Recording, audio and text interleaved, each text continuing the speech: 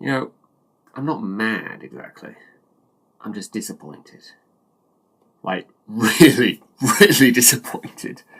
Like, this is very similar to Jurassic World Fallen Kingdom last year in that I wasn't exactly, like, massively hopeful going into this, and I still came out, like, really let down, really quite stunned at how bad it actually was.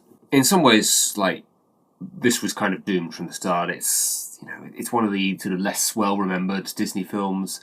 It's a film a lot of people probably haven't seen in years because it's so old.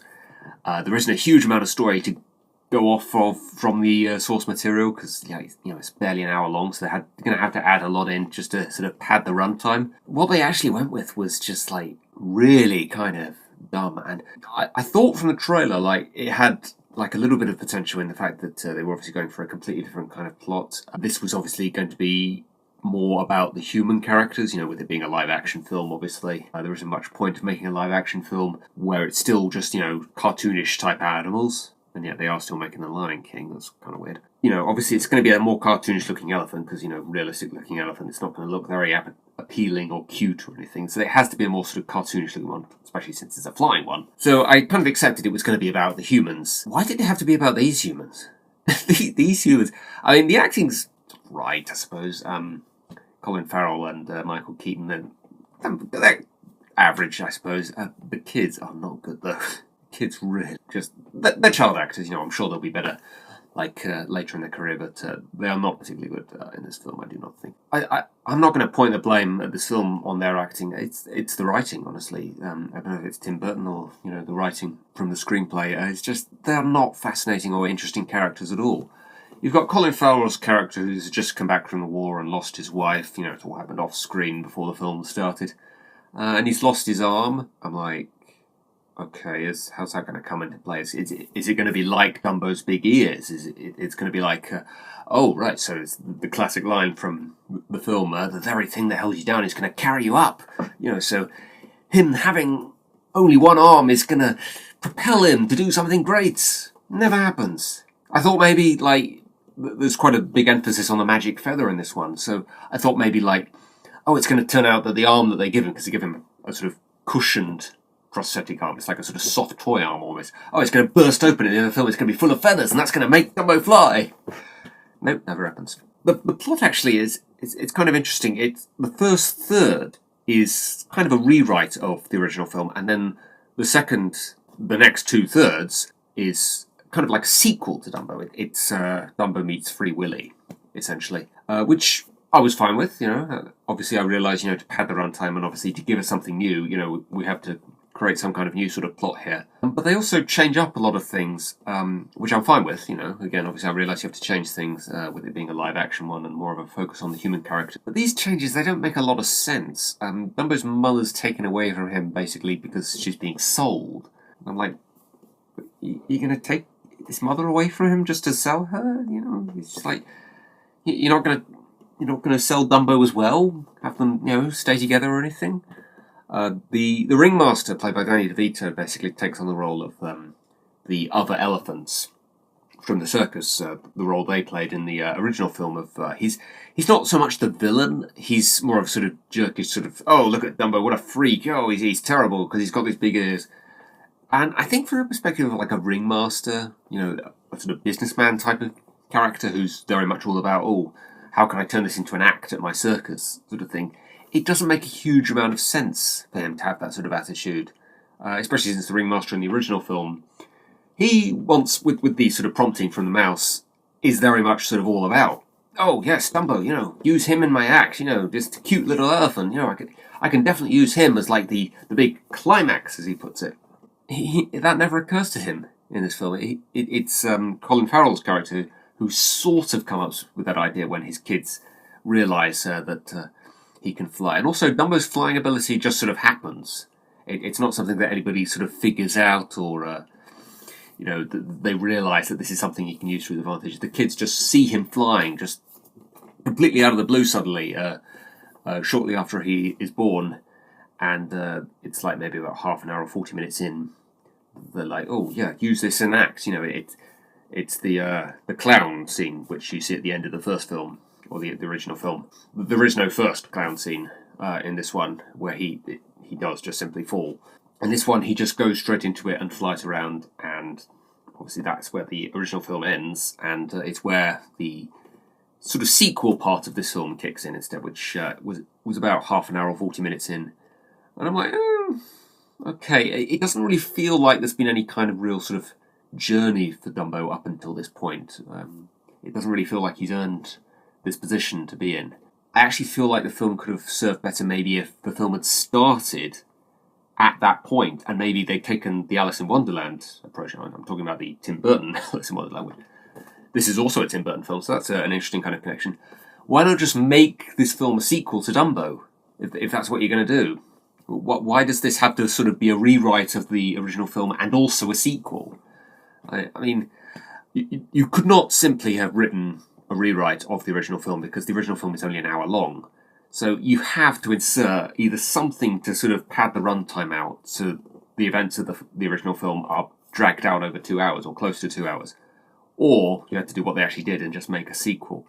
And given that the very sort of choppy kind of nature to the way that they've written this, the way it's all kind of like stuff from the original film or little callbacks to the original film, and then like direct sort of rewrites of things that happened in the original film, and then a very kind of obvious and clear sort of cut off, and then here's the sequel sort of stuff, the stuff that happened after. It just doesn't flow for me. It really does just sort of feel like, here's the original film or our rewrite of it, and then here's a sequel to it. Just make a sequel, I say. Perhaps it would have confused people given that original film came out 70 years ago now. So perhaps they were thinking, people won't have seen the original film because it's old. But why rewrite the original film in that case? I mean, you have to incorporate the human characters into it a little bit more, I suppose. But there's other things that are rewritten here that don't really need to be rewritten, like the way that he's separated from his mother. And obviously there's other things that had to be cut out, like the tent building scene, which is quite obviously racist. The crows obviously are not in it. The mouse isn't in it. I guess they just decided that they weren't going to have any talking animals in this version, with it being live action. But there's no sort of equivalent of the mouse in this either. It's the kids, essentially, take on the mouse role, but they don't really play the same role outside of the fact that they're just there to sort of help out Dumbo. There's also kind of a interesting thing where I guess this is something a lot of people had an issue with the original film. It wasn't an issue I had, but a lot of people sort of question, why does Timothy Mouse call Dumbo Dumbo when that's not his given name? His given name is Jumbo. Dumbo is the name that the other elephants at the circus give him as a way to make fun of him. So why does he call him Dumbo? They sort of try to explain that in this by saying, I think it's like he'll associate that with his mum or something. I don't know how they could know that, seeing as how Dumbo can't talk to them. But that seemed sort of kind of unnecessary and kind of silly to me. I don't know. Maybe that's a really big thing that people talk about. It's like it's the same as the plot hole in Citizen Kane, where nobody heard him say Rosebud or something. Maybe it's like a big sort of plot hole or problem that everybody talks about, although I've never heard anyone talk about it, so maybe they felt that they absolutely had to address it or something. There's also some not particularly subtle callbacks to the original film, like the pink elephants. That's obviously one that obviously some studio executive stepped in and said, you have to have the pink elephant. It's the iconic scene from the original film. It serves no purpose. It's just a nice little sort of thing to look at for the kids to sort of think, doesn't that look cute? And then it's gone and it's completely forgotten about. Now, to be fair, of course, the pink elephant scene in the original film serves no purpose, but it's very sort of memorable, and it at least sort of moves the plot along sort of more sort of logically than it does in this live-action film. It works as a logical sort of transition of time sort of thing, and establishes the fact that Dumbo and the mouse have got drunk and will not remember the events of the previous night, so Dumbo doesn't remember flying. And so the fact that he's up in a tree the next morning is kind of mystifying. But the pink elephants in this one do not even serve that purpose, really. It's obviously just a case of, they had to put that in there. It does look really nice, to be fair, but yeah. The film looks okay. It's unnecessarily dark, and I mean literally dark, and kind of dreary looking for large parts of the film, but it looks okay. Dumbo looks fine. The CGI looks all okay. The other big problem, and I believe there's a few other reviews that have mentioned this, a realistic-looking elephant flying around a circus, and in this version, actually having someone riding on his back just cannot suspend your disbelief, really. It's just too difficult when it's all realistic looking. And really, the thing that made me love the original film, really, is there's just a very sort of nice, feel-good, whimsical sort of feel to the whole thing. It feels kind of magical, in a way, and maybe that's because I'm nostalgic for it. I never once got that kind of feeling from this film. There's just nothing that made me connect back to my childhood with it at all. Even when there were direct callbacks to the original film, there was nothing that made me go, oh yeah, I remember that. And maybe it's because I've seen the original film so many times, the novelty's kind of worn off. I no longer feel nostalgic for it because I remember seeing it, even in my adult years. But yeah, just never really felt any kind of sort of childlike connection with anything that happens in it. It's just, honestly, I wanted to leave about halfway through. Honestly, I wanted it to be over. There was nothing about the plot of this film that made me invest myself in any of the characters that were in it. And there were a lot of characters in it as well, actually. The climax in particular felt very sort of generic action film sort of thing.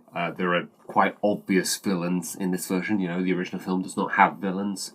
Not only villains in it, but very sort of generic, obvious kind of money-grubbing kind of villains, similar to the ones actually in Mary Poppins Returns, obviously. So Disney have got that in mind at the moment, it seems. Almost feels like the villains in this were the corporation of Disney, or a little sort of parody version of Disney's. Maybe a bit of self-parody going on, not so much with Disney's films, but Disney as a company.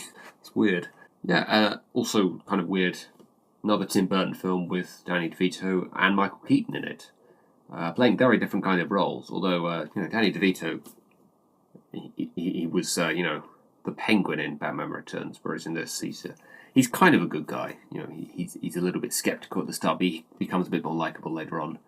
He's probably the best thing about it, actually. If you really wanted to see this film, I would say, it's worth seeing just for Danny DeVito, maybe. Overall, though, I would not really recommend it. I would say stick to the original. Yeah, definitely a thumbs down from me.